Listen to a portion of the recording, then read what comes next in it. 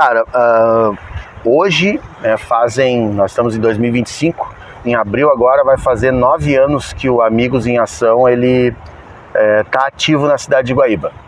Começou como Amigos da Bola, eu sempre tive essa vontade de fazer projetos sociais, de ajudar as pessoas, né? Eu sou evangélico, eu cresci dentro da igreja, então eu sempre tive aquela coisa de ajudar as pessoas. A minha vida num geral, já fiz 45 anos, sempre ajudando todos como pode. A interação social foi em dezembro de 2016. Em dezembro de 2016 eu peguei e junto com um amigo meu, o Paulo assistiu esse vídeo, grande abraço pra ti, meu querido, não me esqueço disso nunca.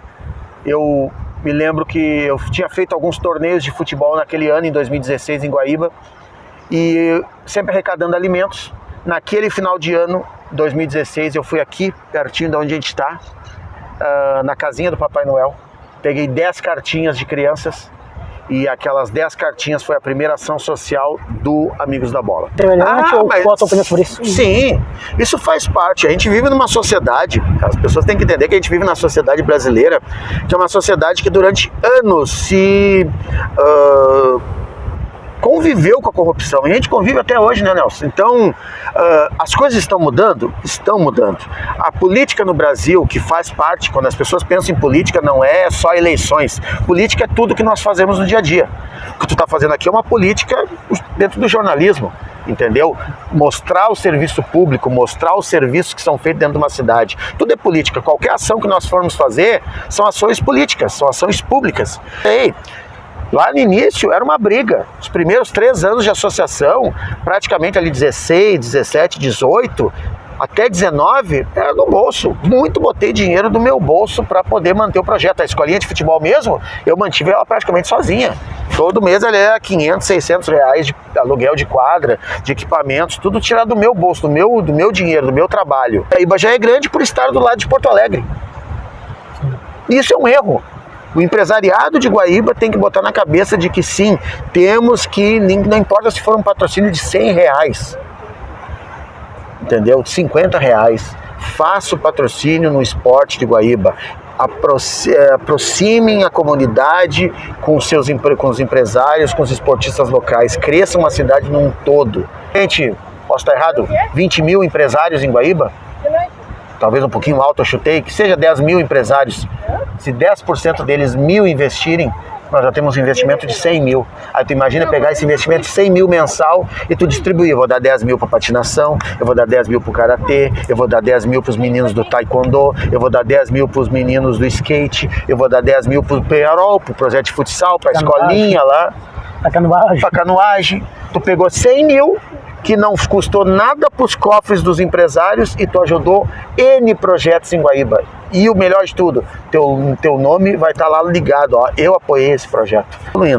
Fiz um curso de narração esportiva, fiz mais de 5, 6 cursos na área também, curso de dicção para melhorar. Hoje eu posso pegar todo o meu acervo lá de quando eu comecei, que nem, por exemplo, o último jogo que eu narrei, que foi agora em dezembro, na Arena do Grêmio, o jogo até que eu fiz pela Rádio Primavera do meu amigo André Lopes, abraço André, que eu fiz pela Rádio Primavera, Grêmio e Corinthians pelo Campeonato Brasileiro, direto lá da Arena do Grêmio das Cabines, onde foi a realização de um sonho de criança para mim. Lá da primeira narração para essa última, a minha história é uma história grande e que tu vê todo a evolução, né? Tudo que só posso agradecer a Deus pelas oportunidades. É tempo de time, de experiência, cancha. Tu vai comer muito jogador que tu falou errado, isso é certo. Não tem narrador que vai dizer que não fez isso uma vez na vida que tá mentindo, até os mais experientes. Esses dias eu vi uma entrevista com um dos grandes narradores que a gente tem no Brasil, que é o Luiz Roberto. 40 anos de narração esportiva, ele fala assim, 70% das vezes eu erro o nome do jogador e não tô nem aí. Fala pessoal, tô tranquilo com vocês aí do outro lado da tela. Muito bom, mais um de papo com hoje O papo é novamente esportivo, é com Israel Melo, que é narrador de futebol, narra jogos, já narrou jogos do Grêmio, narrou jogos do Penharol, aqui na cidade de Guaíba no futsal, e também faz trabalhos sociais já há um bom tempo. Então, o nosso papo hoje está bem legal com ele, e eu já vou pedir para você se inscrever no nosso canal, deixar o like, comentar e compartilhar. Por que eu insisto nisso? Porque assim o YouTube vai pensar, nossa, esse vídeo é bom, eu vou passar para mais pessoas e assim mais pessoas vão se juntar a nós. Bom, você curte o trabalho do Israel, é seguidor dele, caiu aqui no nosso canal, então já se inscreva para dar uma moral para nós e a gente chegar pelo menos a 400 pessoas com esse vídeo. Então, gente, eu vou rodar a vinheta agora, meu diretor vai rodar a vinheta e eu já volto conversando com o Israel Melo sobre projeto social, esporte e as narrações, onde ele está dando um show.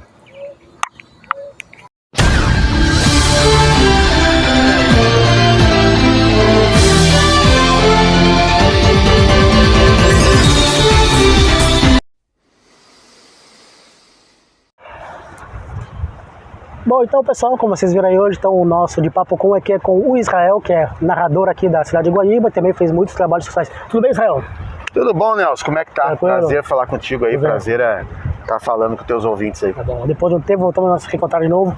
Ô Israel, eu queria começar nossa conversa falando sobre os teus projetos sociais que tu fazia. Eu me lembro que o nosso primeiro encontro foi realmente sobre isso, né? Eu vi uma tirinha no jornal daqui de Guaíba que tu estava arrecadando fundos, brinquedos para as crianças, e lá fomos lá e fizemos uma entrevista contigo explicando sobre o projeto. Eu queria saber como é que foi que surgiu o projeto social na tua vida, como é que é trabalhar nesses projetos? Cara, hoje nós estamos em 2025, em abril agora vai fazer 9 anos que o Amigos em Ação ele tá ativo na cidade de Guaíba. Começou como Amigos da Bola. Eu sempre tive essa vontade de fazer projetos sociais, de ajudar as pessoas, né? Eu sou evangélico, eu cresci dentro da igreja, então eu sempre tive aquela coisa de ajudar as pessoas. A minha vida, num geral, já fiz 45 anos, sempre fazendo, ajudando todos como pode. Começa ajudando em casa, né? Teus parentes, tua família, e aí se estende pro vizinho, e quando tu vê, tu quer estar ajudando todo mundo.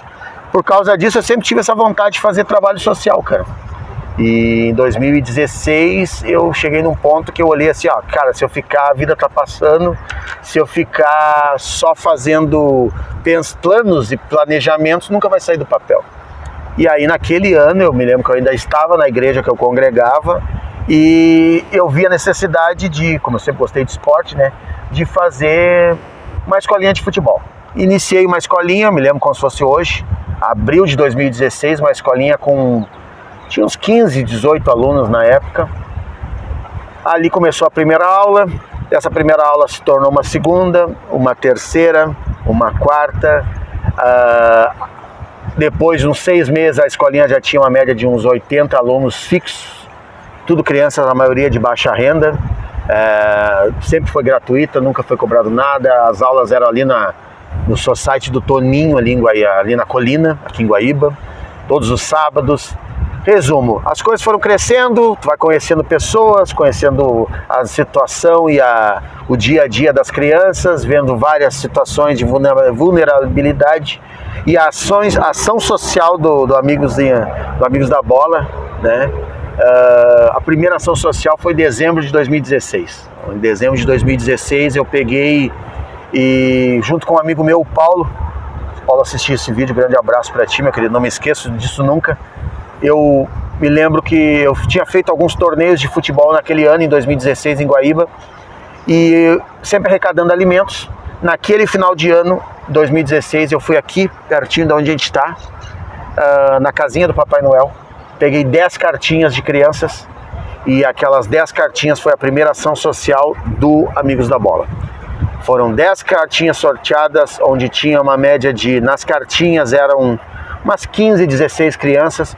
Foi montado 10 kits com uma caixa de leite, com 12, né, aquelas caixas com 12 caixas de leite, uma cesta básica, que foi montada com vários itens, aquela cesta básica bem cheia, né, e mais o presente que a criança, no caso, pedia. Na época eu me lembro que teve brinquedos, teve material escolar também que a gente montou, e foi entregue. O Paulo tinha o carrinho dele, e ele falou, olha, a maneira que eu tenho de te ajudar é fazer o transporte no dia. E na véspera de Natal daquele ano de 2016, eu saí com ele por essa Guaíba e começamos a distribuir.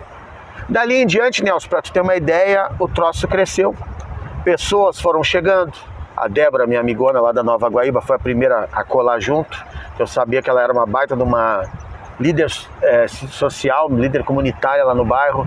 Então a gente juntou as nossas forças, começamos a fazer pequenas ações, uma ação de volta às aulas com material escolar, uma ação de Páscoa com doces para as crianças, uma festa de Dia das Crianças na comunidade, e as coisas foram crescendo e nós fomos agregando pessoas. Aí em 2020, se não me engano, 2019, aí chegaram outras pessoas para unir forças, e aí foi um diferencial, eu gosto de dizer que foi um divisor de águas no projeto social. Aí ele tomou uma pretensão grande. Foi quando a Eveline, que hoje é minha braço direito, né, praticamente eu sou braço direito dela hoje na associação, porque 99% das ações da associação, quem toma frente é ela. Eu só concordo e óbvio que a gente discute, mas hoje ela toma mais à frente das ações da associação. Mas na época a gente uniu forças, porque a gente se conheceu de ela ter o projeto social dela, eu ter o meu, e sempre precisar de uma coisa. Eu não tenho tal coisa que eu preciso para uma pessoa, mas ela tinha. Assim a gente se conheceu. Fomos tendo contato, fomos tendo um trabalho em conjunto, até que surgiu a oportunidade da gente unir forças, e aí se tornou Amigos em Ação. Mudamos o nome, outras pessoas juntaram. Teve um momento também que foi importante no projeto, que foi em 2019, foi quando a gente fez aquele projeto das caixas de leite, projeto da Guaíba Sem Frestas, que onde a gente utilizava caixas de leite para fazer as pessoas não botarem fora, ter um descarte correto, e a gente utilizava as caixas de leite que a gente limpava e higienizava para forrar a casa das pessoas mais carentes, pessoas carentes mesmo, os barros verdadeiros, como dizer, os barracos. Deu certo o projeto. A gente, no período de 2019 ali, a gente acho que forrou uma média de 8 a 10 casas em vários bairros de Guaíba. O projeto foi um sucesso, arrecadamos mais de 30 mil caixas de leite, movimentamos as escolas, fomos dar palestra nas escolas sobre descarte correto, sobre trabalho social. Infelizmente o projeto teve que parar por falta de recurso. A gente não teve espaço recurso para poder alugar um espaço para guardar as caixas de leite, para poder fazer. O trabalho é voluntário, cada um tem a sua vida, a sua família, seu trabalho, então a gente faz no tempo que nos resta, e eu gosto de falar que trabalho voluntário, ele é bom enquanto ele não dá trabalho. E isso é uma coisa que é fato. Quando tu lança um projeto, tem 200 voluntários. Sim. Quando o projeto, as pessoas começam a botar a mão na massa, reduz para 20, quando vê tu está com 10. Então, a partir daquele momento de 2019, a gente uniu forças, o Amigos em Ação ele começou a ganhar mais proporção. Hoje nossas ações são diárias, praticamente, os 365 dias do ano. Agora mesmo, pessoal, a gente está arrecadando para essa questão de Santa Catarina, para a gente ver se manda um caminhão de doações para lá. Recentemente, na enchente que teve em Guaíba ano passado, nós tínhamos no mínimo um voluntário em cada abrigo aqui de Guaíba, como voluntário da nossa equipe. Eu, como trabalho na prefeitura, estava no Coelhão, no abrigo do Coelhão, mas o resto da nossa equipe, nossos voluntários, que hoje é uma média de 15 por aí fixos, a gente foi tudo um para cada lado. Tinha gente no SES, tinha gente na Sermiba, tinha gente no Sindigua, tinha gente nas igrejas, em vários locais, na São Francisco, na Igreja Católica. Bom, onde tinha abrigo, tinha algum, e nós movimentamos muito. Doação de ração, doação de alimentos, roupa, cobertor. Bom, a gente se puxou. A gente literalmente arregaçou as mangas, e o grupo cresceu ainda mais do que era. O pessoal, a prova de que nosso trabalho é bem feito, de que o pessoal tem confiança de nosso trabalho, é que eu gosto de falar, que eu falo com o pessoal com a Eveline, com o pessoal dos nossos voluntários, faz mais de 2 anos que nós não precisamos usar nosso dinheiro pessoal para praticamente nada das nossas ações sociais. Nosso caixinha ali, a conta que a gente usa para pedir um Pix, uma doação, sempre tem uma reservinha, 30 pila, 40, nunca falta dinheiro, sempre a gente tem. E quando a gente faz nossas campanhas de arrecadação, sempre o pessoal chega junto, doa. Então é uma prova de que o pessoal gosta do nosso trabalho, e ele está sendo bem feito. tudo tem transparência, a gente vai lá, compra 1 quilo de arroz, a gente coloca lá nas redes sociais a notinha fiscal, para onde foi feito, qual foi o destino, para qual pessoa que foi feita a doação. Então, a maior prova de que o trabalho social está sendo bem feito é isso, é o reconhecimento por parte do público de Guaíba, dos empresários que nos apoiam, e a tendência agora para 2025 é a gente crescer mais ainda o projeto, participar de coisas maiores para a gente poder ajudar mais pessoas ainda. Tu tocou um ponto interessante dessa credibilidade de vocês, né? Porque às vezes eu converso com as pessoas, eles dizem que elas fazem trabalho social, eles dizem, o trabalho é bom, é bonito, é gratificante, mas ao mesmo tempo às vezes é um pouco estressante porque as pessoas acabam duvidando da idoneidade deles, né? Dizem, eles pegam metade pra eles, isso, aquele outro. Tu já passou por uma coisa assim semelhante ou qual a tua opinião sobre isso? Sim, isso faz parte. A gente vive numa sociedade, as pessoas têm que entender que a gente vive na sociedade brasileira, que é uma sociedade que durante anos se conviveu com a corrupção, e a gente convive até hoje, né, Nelson? Então, as coisas estão mudando? Estão mudando. A política no Brasil, que faz parte, quando as pessoas pensam em política, não é só eleições. Política é tudo que nós fazemos no dia a dia. O que tu está fazendo aqui é uma política dentro do jornalismo, entendeu? Mostrar o serviço público, mostrar os serviços que são feitos dentro de uma cidade. Tudo é política. Qualquer ação que nós formos fazer são ações políticas, são ações públicas. Então a gente vive numa sociedade que ela é desconfiada. E está certo. Durante anos nós fomos lesados, roubados. Então é plausível. Eu não me ofendo quando a pessoa cobra, mas vocês usam mesmo, vocês fazem mesmo. Por exemplo, uma situação que eu sempre fiz desde o início, desde a primeira ação social. Porque o ser humano é um pouco hipócrita, né? Então tu vai lá, eu vou lá, faço uma ação social, ajudo o Nelson. Eu posto a foto do Nelson dizendo para quem que foi, para onde é que foi doado, agradecendo as pessoas que doaram. Na mesma hora surge os haters, né? Mas o que a mão direita tá na Bíblia, o que a mão direita faz, a esquerda não precisa saber. Tu pode fazer ação social sem precisar mostrar e colocar a pessoa em constrangimento. Tudo bem, eu respeito, tá tudo certo.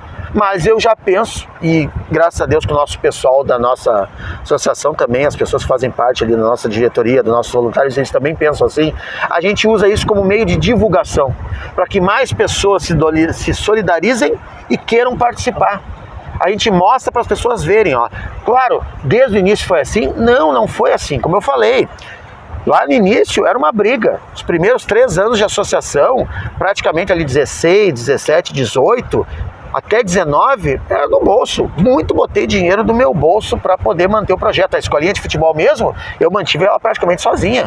Todo mês ela era 500, 600 reais de aluguel de quadra, de equipamentos, tudo tirado do meu bolso, do meu dinheiro, do meu trabalho, né?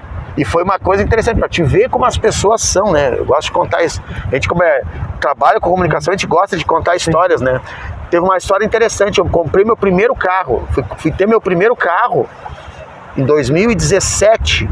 Eu tinha 37 anos. Comprei um Golzinho para mim. E na época eu já tinha a escolinha, e eu me lembro de eu chegar na igreja, que na época eu ia, que eu congregava, e entrei dentro, e sendo que todo mundo sabia que a escolinha era o meu trabalho social, o meu projeto voluntário. Eu entrei dentro do pátio da igreja um domingo de manhã, com o meu Gol, com a minha família, né? E uma pessoa veio e me cumprimentou e olhou e falou assim, aê, carro novo, hein? Aquela escolinha tá dando dinheiro. Isso é o brasileiro. Então cabe a gente, como é que a gente vai receber a pancada? Se a gente vai rebater ou se a gente vai absorver. Eu olhei para a pessoa e disse assim, não, isso aqui gasta. Na época eu trabalhava como fotógrafo e como eletricista ainda, né? Trabalhei mais de 20 anos como eletricista. Não, isso aqui é muito fio puxado, é muito casamento feito, assim, é fruto do meu trabalho.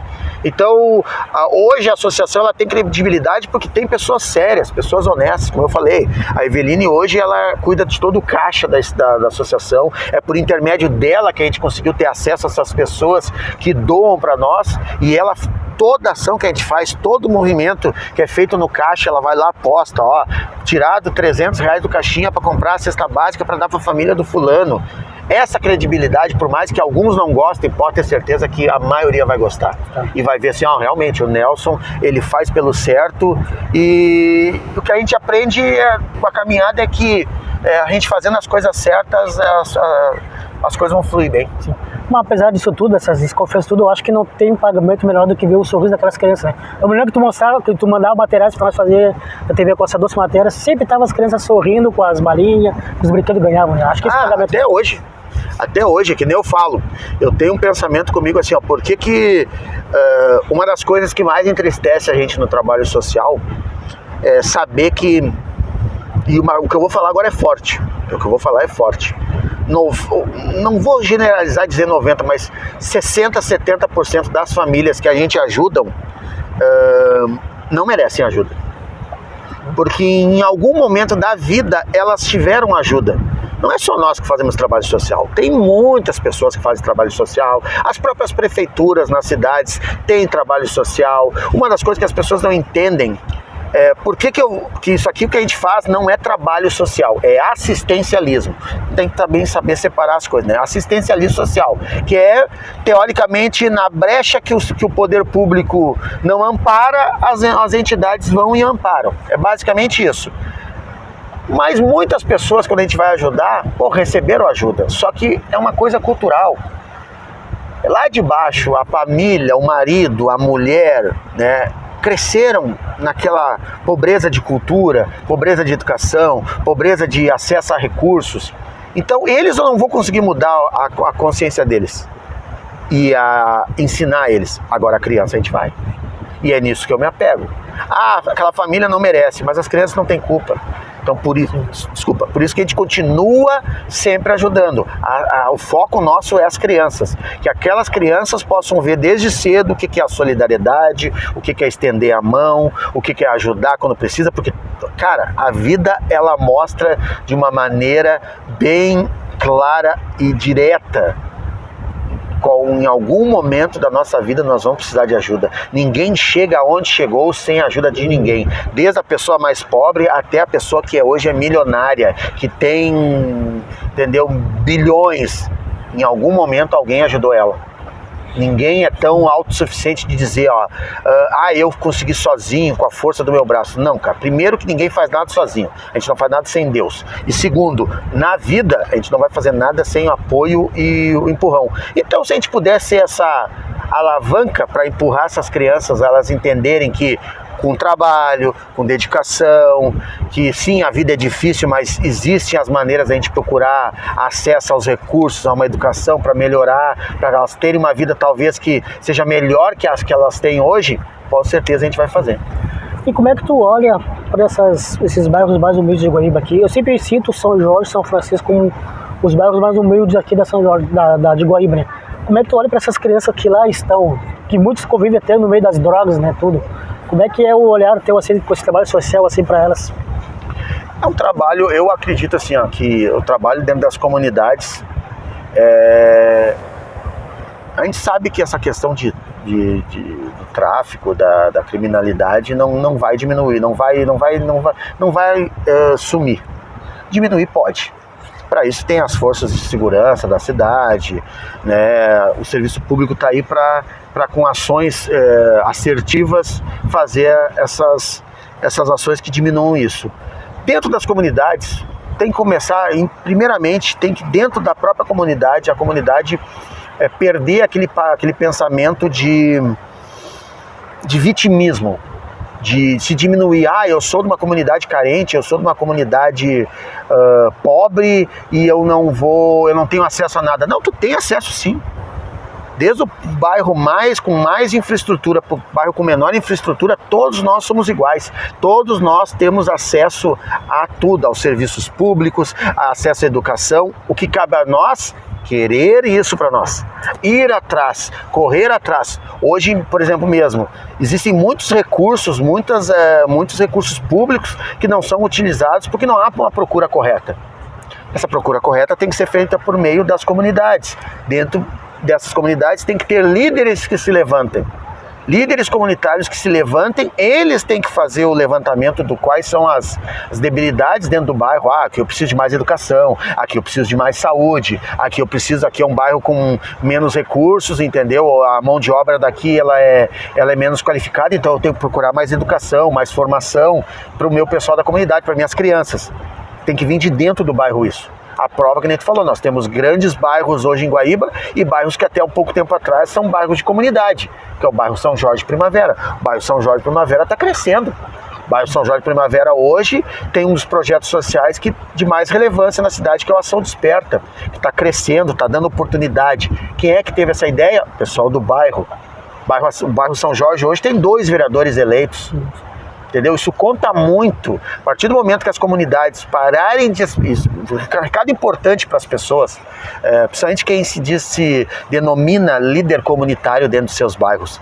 Pare de pensar só no seu umbigo, pense no macro, pense realmente no bairro todo, pense nas crianças do teu bairro, pense nas debilidades que teu bairro tem e unam forças para que o bairro cresça coletivamente, entendeu? Eu vejo muitas as comunidades carentes hoje em Guaíba com muitos problemas a serem sanados, principalmente de educação, saneamento básico. Uma coisa bem básica, se eu investir em saneamento básico, eu não vou precisar investir em saúde. Eu vou investir menos em saúde, porque são menos crianças que vão ficar doentes. Se eu investir em educação, eu não vou precisar investir em repreensão. São frasezinhas meio clichês. Quanto mais escola tiver, menos cadeia vai ter. É uma coisa que é básica. Não precisa pensar muito, ser muito inteligente para ter esse pensamento. Mas, como eu volto a falar, precisa que as pessoas próprias dentro do bairro tenham esse sentimento de não se tirem vitimizadas. Esse tempo acabou. Todo mundo tem direito, tem acesso e tem as mesmas condições de chegar e galgar aquilo que tiver no seu coração e que tiver à sua disposição. Basta ter garra e querer fazer isso. Eu quero continuar dentro de uma comunidade, eu quero ser, vou dar um exemplo, eu quero ser um catador de reciclável dentro da minha comunidade. Tu que vai definir isso, cara. Eu quero ser um doutor, eu quero ser um advogado, eu quero ser um policial, eu quero ir para a Polícia Federal, eu quero ser um juiz, quero ser um médico. Mas eu vivo numa comunidade. Isso não te impede de tu ser. Isso tem que servir de combustível para que tu alcance aquilo que tu deseja. Essa mentalidade tem que ser inserida na cabeça das crianças desde o início. Então agora, vamos para a segunda parte, que é o esporte. Tu disse que desde pequeno era apaixonado por esporte, possivelmente, como todo menino, talvez o futebol, né? Como é que foi para ti se crescer dentro do esporte? O esporte também te ajudou muito? Cara, o esporte, assim como outras ferramentas, é uma das maiores ferramentas de inclusão e de retirada da criança desse nicho da criminalidade, do tráfico que tu falou, né? Da ociosidade é o esporte. Esporte é vida, esporte é saúde, principalmente esporte é saúde mental. Uma coisa que até 20 anos atrás a gente não dava bola, mas que hoje em dia ela é muito importante. O esporte é uma das maiores ferramentas e tem sim que ter, quanto mais estrutura e investimento dentro da área do esporte tem que ter. Eu fui aquela criança que sempre joguei bola na vida. Meu esporte eu tinha 10 anos e o pátio da minha casa era o Coelhão, eu morava aqui no Parque 35, morei na Colina. Meus pais foram ter casa própria em 97, quando eles compraram um terreno no bairro Colina, mas até então a gente vivia morando de aluguel, 1 ano numa casa, 2 anos no outro, então a gente vivia pipocando. Então tu acaba tendo pouco tempo para criar laços de amizade naquela época, né? Então a minha vida era dentro do campo de futebol, conhecendo a gurizada que jogava bola, e ali tu começa a fazer as primeiras amizades, tu começa a nutrir aquelas coisas. E eu desde pequeno gostava de futebol, fanático pelo Grêmio, meu radinho de pilha com 8 anos, 9 anos, escutando os jogos desde pequenininho. E isso foi uma coisa que foi crescendo, fui ficando mais velho, e que nem tu falou, tu acaba unindo coisas útil ao agradável. Eu tinha essa vontade de fazer trabalho social e não sabia como começar. O pontapé de entrada, a porta de entrada foi uma escolinha de futebol. Ali me abriu as portas para que eu pudesse fazer as ações que foram feitas ao longo desses anos, e a decisão sempre foi a melhor tomada. Essa semana eu estive conversando com algumas atletas aqui de Guaíba, da patinação e de outros esportes. Aí eu questionei eles sobre como é que elas viam o olhar assim, do Poder Executivo municipal para elas, que resultado elas dão, que vão em volta com medalhas, né? Eles foram quase que unânimes, disseram que dessa vez, que de um tempo para cá, mudou bastante. Eles têm olhado, mas ainda não está sendo aquele olhar carinhoso ainda, né? Como é que tu, dentro do esporte, e também atuando na política, como é que tu vê isso? Nos últimos 4 anos eu trabalhei dentro da Secretaria de Esportes aqui na gestão do prefeito Marcelo, que tive a oportunidade, e tem sido um trabalho de bastante aprendizado. Tu, quando tá de fora, tu tem um olhar, quando tu entra para dentro do serviço público, tu consegue ter um olhar um pouco mais macro de como é que funcionam as coisas. Quando eu estava do lado de fora, eu tinha aquele pensamento assim, não, realmente, tem que investir, tem que dar dinheiro, tem que pegar os projetos esportivos e dar investimento, porque eles estão levando o nome da cidade. E aí tu chega, quando tu está trabalhando dentro do serviço público, tu consegue enxergar realmente as coisas no macro e chegar num denominador comum. Como é que eu vejo hoje a questão essa de projetos esportivos que não têm o devido reconhecimento e devido investimento? Primeira coisa que tem que ser feito, que as pessoas precisam entender, e aí foge um pouco do meu entendimento, onde é que é isso, se é lá no Senado, se é lá em Brasília, se é na Constituição Federal. O orçamento de cada município ele é definido, no final de cada ano com uma porcentagem para cada pasta. Entendeu? Então, por exemplo, dentro da pasta do esporte é definido que do orçamento do município tantos por cento vai ser destinado ao esporte. E dentro desses tantos por cento é destinado os valores X para algumas coisas. Investimento, infraestrutura, são várias, é muito complexo. O que eu vejo hoje sobre as entidades que fazem projetos esportivos, tem esse reconhecimento, dão resultado lá fora, e aí o resultado para a cidade ele é visibilidade, ele é marketing, as pessoas vão conhecer Guaíba. Por exemplo, nós temos um atleta olímpico, que é o Edinho, bem conhecido da canoagem, que disputou as Olimpíadas de 2016. Ele é o nosso maior desportista, eu acredito, se eu estiver enganado, porque o que eu vejo? É óbvio que a gente precisa ter mais apoio, a gente precisa que essas atletas e esses atletas continuem investindo, continuem se dedicando para ir levar o nome de Guaíba e para fazer o seu sucesso esportivo fora daqui. Automaticamente, paralelamente, o poder público tem que fazer a sua parte, tem que investir, e os empresários também. Não é só um problema do poder público, é um problema dos empresários que entendam que patrocínio não é custo, é investimento. Eu vou estar investindo numa marca que vai estar trazendo mais pessoas para minha cidade, que vai estar trazendo mais clientes para o meu negócio. É isso. E as pessoas que fazem projetos sociais, entender que não pode se limitar só àquilo. Eu tenho um grupo que é o grupo de dança, que é o grupo da escolinha de futebol, de chutar pênalti, o meu grupo é 10 pessoas. Não, cara, vamos crescer o projeto, vamos fazer que esse projeto chegue a 30, a 40, a 50, a 100. Mas isso custa dinheiro. Beleza, a gente sabe. Vamos agora sentar e vamos ver o que a gente consegue. Vamos na prefeitura, vamos na Secretaria de Esportes, vamos nos empresários de Guaíba. Existe uma resistência dentro de Guaíba? Existe. Uma das coisas que vai, eu acho que agora, responder a tua pergunta, uma das coisas que atrapalha a Guaíba é ser perto de Porto Alegre, que está aqui atrás da gente. Isso as pessoas podem achar que não, mas no meio esportivo, no meio do investimento, é uma das piores coisas que tem. Pensa assim, eu, Israel, sou um empresário e faturo bem, tem uma multi-empresa aqui em Guaíba. Por que eu vou investir na atleta de Guaíba que vai disputar uma competição estadual, regional, intermunicipal, enfim, ali em Eldorado do Sul, ali em Mariana Pimentel, em Canoas, na região metropolitana, enfim, se o mesmo valor eu posso investir no Grêmio, no Inter, no São José, numa marca maior, que está aqui do ladinho em Porto Alegre. Eles precisam do meu patrocínio? Não, eles não precisam do meu patrocínio. Mas na minha cabeça de empresário, o patrocínio neles vai me dar mais retorno do que eu patrocinar a minha mão de obra local. Esse é o problema dentro de Guaíba. Por exemplo, tu mesmo falou, eu comecei narrando jogos quando a minha carreira de narrador, eu comecei narrando os jogos do Penharol Guaíba, no futsal. Campeonato Gaúcho, Liga Gaúcha de Futsal. O interior do estado é uma loucura. O interior do estado tem coisas que eu queria ter aqui em Guaíba. O interior do estado tem 2, 3 rádios de comunicação que vivem do esporte. A programação diária delas é fazer esporte em toda a região. Por quê? Porque essas cidades estão longe de Porto Alegre, estão longe da capital e dos grandes polos. Então, o que sobra para o grande empresário? Onde é que ele tem que investir? Ele é obrigado a investir na mão de obra local, para fomentar a cidade dele, para que a cidade dele acabe se tornando grande. Aqui em Guaíba nós não vemos, os nossos empresários não veem essa necessidade. Na cabeça deles, Guaíba já é grande por estar do lado de Porto Alegre. Isso é um erro.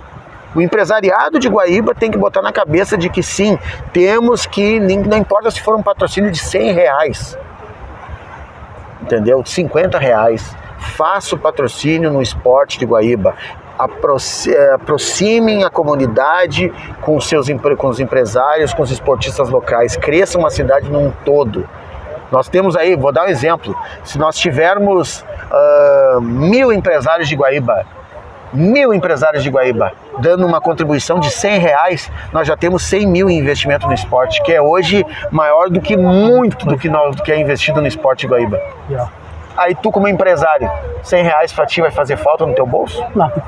1.000 empresários em Guaíba, eu tô falando de uma cidade que tem 50 e poucas mil pessoas. Não, 90 e poucas mil pessoas, mas deve de ter 60 e poucas mil votantes, deve ter uma média de repente, posso estar errado, 20 mil empresários em Guaíba. Talvez um pouquinho alto eu chutei, que seja 10 mil empresários. Se 10% deles 1.000 investirem, nós já temos um investimento de 100 mil. Aí tu imagina pegar esse investimento de 100 mil mensal e tu distribuir. Eu vou dar 10 mil para patinação, eu vou dar 10 mil para o karatê, eu vou dar 10 mil para os meninos do taekwondo, eu vou dar 10 mil para os meninos do skate, eu vou dar 10 mil para o penharol, para o projeto de futsal, para a escolinha lá, para canoagem. Tu pegou 100 mil, que não custou nada para os cofres dos empresários e tu ajudou N projetos em Guaíba. E o melhor de tudo, teu nome vai estar lá ligado, ó, eu apoiei esse projeto. Mentalidade, gente. A população de Guaíba, o empresariado de Guaíba tem que mudar a mentalidade. Tem que dar. Guaíba é uma cidade grande, mas que ainda tem uma mentalidade muito pequena. Pois é. E as narrações? Como é que tem sido para essa experiência? Tu começou no futsal ali com o Penharol, né? Já narrou o jogo do Grêmio o ano passado. Como é que está sendo essa experiência assim, de estar ali narrando o jogo? Hoje eu posso dizer que as narrações esportivas para mim é aquele meu hobby. Onde eu me dizer, por exemplo, eu falei lá no início da entrevista, né, a saúde mental, que é a doença do século, né, o estresse, né, a pessoa ali que está ansiosa, pessoa que está depressiva, essa é a doença do século XXI. Israel, tu não tem isso? Óbvio que eu devo ter. Eu apenas não fui diagnosticado ainda com isso, porque as minhas terapias são 2 hoje. É fazer os trabalhos sociais que a gente faz, que para mim serve como uma terapia, e fazer as minhas narrações esportivas, os meus trabalhos esportivos. O Nelson a gente conheceu na época que a gente trabalhava como voluntário, né? TV Costa Doce, né? Fiquei 2 anos na TV Costa Doce fazendo programa de esportes. Depois fiquei 2 anos fazendo programa de esportes na TV GO.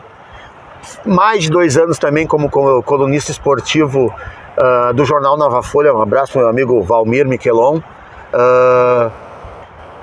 Sempre enaltecendo o esporte de Guaíba. Eu sempre gostei de esporte, como eu te falei. Sempre gostei de escutar jogos, de participar, de estar envolvido, de organizar. E aí quando surgiu essa oportunidade de ser jornalista, trabalhar com jornalismo esportivo, eu não pensei 2 vezes, eu abracei a oportunidade. E quando surgiu a oportunidade de ninguém nunca fez isso, eu vou te fazer uma pergunta: qual foi a única coisa boa que o Covid trouxe para o Brasil e para o mundo? Talvez convivência mais com a família? Essa foi uma das... restaurou, mas a única coisa boa que o Covid trouxe para a vida de nós, seres humanos, foi isso aqui, ó. Transmissões. O streaming, as lives, esse boom da comunicação digital. Isso ali foi um divisor de águas, deu um boom. Com base nisso, começaram as transmissões de jogos, de vários, essa coisa do streaming, das redes sociais. Antes, um narrador de futebol só era possível ver jogo aonde? Nas grandes televisões, na televisão aberta, na fechada. Hoje nós temos condições de fazer onde tu quiser, como quiser, de casa, de qualquer plataforma. E quando surgiu a oportunidade para mim em 2019 de fazer aqui em Guaíba, eu não pensei 2 vezes. Eu fiz isso, transmiti, me lembro, com um celularzinho na mão, um jogo lá no Guaíba, de Campeonato Gaúcho de futebol feminino. Depois fui transmitir jogos no Coelhão. Dali em diante fui pegando gosto, só que sempre ensinou. Vai fazer uma coisa, faz bem feito. Então eu sempre sou adepto daquela questão da educação e do conhecimento, buscar conhecimento. Então eu fui atrás de conhecimento, fui narrando um jogo, fui narrando outro, fui dando oportunidade, fui fazendo jogo de graça. Mas tu faz de graça? Faço de graça. Vamos lá, fui, narrei jogo em cima de andaime, narrei jogo em cima de poste. Só não fiz que nem os guris daquela TV Sem Futuro que narram em cima da árvore. Né? Mas narrei jogo de tudo quanto é maneira, com equipamento, sem equipamento, com microfone de lapela, sem microfone, no gogó, ficando sem voz. Cada vez foi evoluindo. Fiz um curso de narração esportiva, fiz mais de 5, 6 cursos na área também, para curso de dicção, para melhorar. Hoje eu posso pegar todo o meu acervo lá de quando eu comecei, que nem, por exemplo, o último jogo que eu narrei, que foi agora em dezembro, na Arena do Grêmio, o jogo até que eu fiz pela Rádio Primavera, do meu amigo André Lopes, um abraço, André, que eu fiz pela Rádio Primavera, Grêmio e Corinthians, pelo Campeonato Brasileiro, direto lá da Arena do Grêmio das Cabines, onde foi a realização de um sonho de criança para mim. Lá da primeira narração para essa última, a minha história é uma história grande e que tu vê todo a evolução, né? Tudo que só posso agradecer a Deus pelas oportunidades. Hoje a narração esportiva para mim não é meu ganha-pão, é um hobby. É um hobby que eu gosto de dizer, é um hobby que às vezes me dá um extra no mês. Né?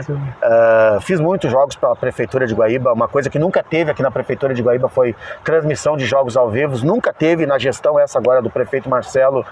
Surgiu a oportunidade de eu fazer esse serviço, eu não pensei 2 vezes, fui lá, fizemos jogos memoráveis que está lá, tudo gravado, fiz narrações de jogos para outros canais, em outras cidades, viajei o estado narrando jogo para a Federação Gaúcha de Futebol de Salão, sempre agradecendo a Deus pelas oportunidades que Ele abre, pelas portas que Ele abre, as oportunidades que ele me concede. E tu se inspira em algum narrador para narrar? Por exemplo, eu quando comecei no jornalismo, eu tive o Roberto Cabrini como um cara a ser seguido. Esse cara é o gênio, né?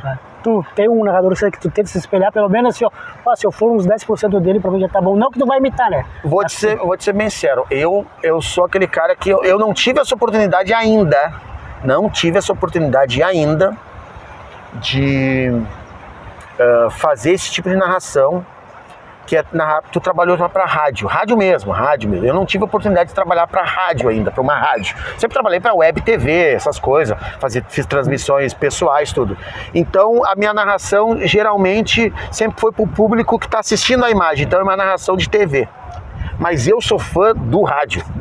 Tem diferença a narração do cara que é narrador de televisão para a narração do cara que é o narrador de rádio. O narrador de televisão, o jogo tá rolando e tá. Fala com o zagueiro central, toca lá na ponta esquerda pelo lateral esquerdo, redominou, olhou, toca lá na frente, lançamento, a bola saiu, lateral para a equipe, bem tranquilinha. É diferente pro narrador do rádio. Volta com o zagueiro, abriu lá na ponta esquerda, recebeu, já olhou lá na ponta, fez infiltração, levantou, tirou a zaga lateral. A pessoa que tá em casa, ela está no imaginário, ela gira com a imaginação. Então, na narração esportiva, os caras que sempre foram os meus referência, Armindo Antônio Ranzolin, Haroldo de Souza e Roberto Browne. Os caras que eu sempre me espelhei assim, e sempre, por exemplo, o Haroldo de Souza, eu tive agora a oportunidade de comprar o livro dele agora em dezembro, né, pouco antes do Natal, a biografia dele. Como eu te falei, sempre estudando, sempre lendo, né? Todas as pessoas dentro desse meio esportivo que eu tive a oportunidade de conviver, famosos e não famosos, sempre tenho aquele tempinho de perguntar: e aí, como é que tu faz isso? Pô, pois é.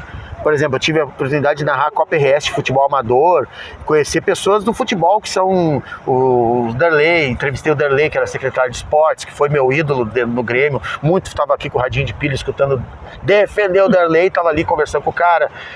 Tive a oportunidade de conhecer pessoas do meio jornalístico, por exemplo, tu falou agora do Roberto Cabrini. Eu tive a oportunidade de conversar com o cara por 2, 3 oportunidades e pedir dicas para ele de como falar, de como apresentar, como perder o nervosismo, que para mim, no estado, ele é um cara que ele é referência, que é o Glauco Paza.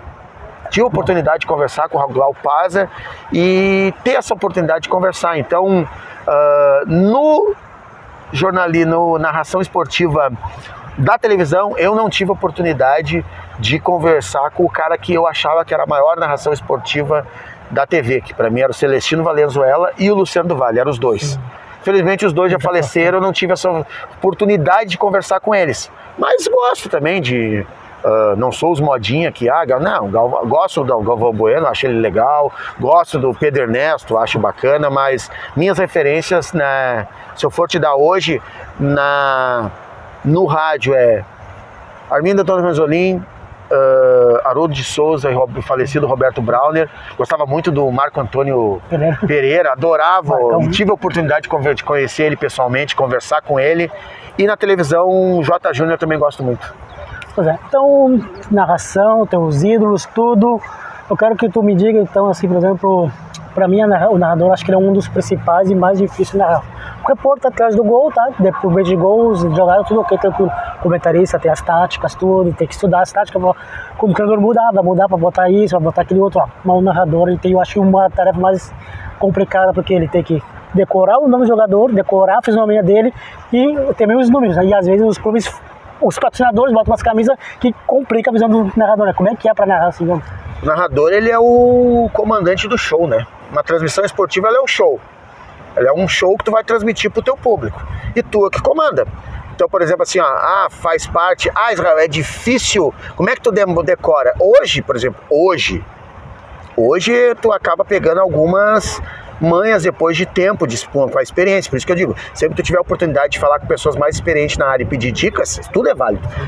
Sempre. Conhecimento que tu tem que compartilhar e tu tem que estar sempre buscando conhecimento. Tem um ditado que fala que a gente nunca é tão velho que não possa aprender e nem tão novo que não possa ensinar.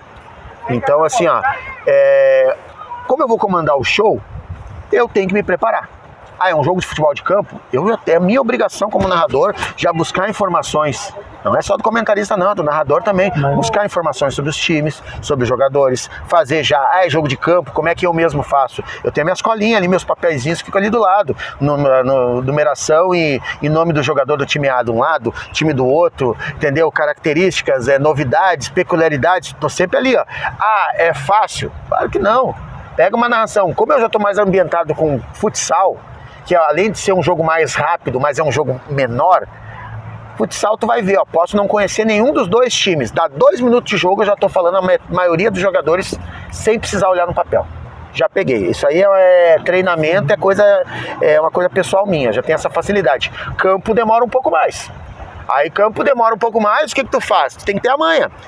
Bola pro lateral esquerdo, o último jogo mesmo esse do Corinthians e Grêmio. Óbvio que os jogadores do Grêmio eu conheço. Sim. Mas aí tu vai olhar lá da arena, onde tu tá na cabine. Tu olha lá embaixo no campo, onde é minúsculo os jogadores. Onde às vezes tu vai diferenciar um de outro, não é pelo número. É pela... Porque assim, tem uma questão. Quando tu tá narrando para essas grandes empresas, que são as detentoras dos direitos de imagem, tu tem uma televisão do teu lado. Tu tá vendo os jogadores, tu tá vendo a imagem. Quando tu tá trabalhando para uma empresa que não tem os direitos de imagem, tu tem que estar... a tua imagem é o campo.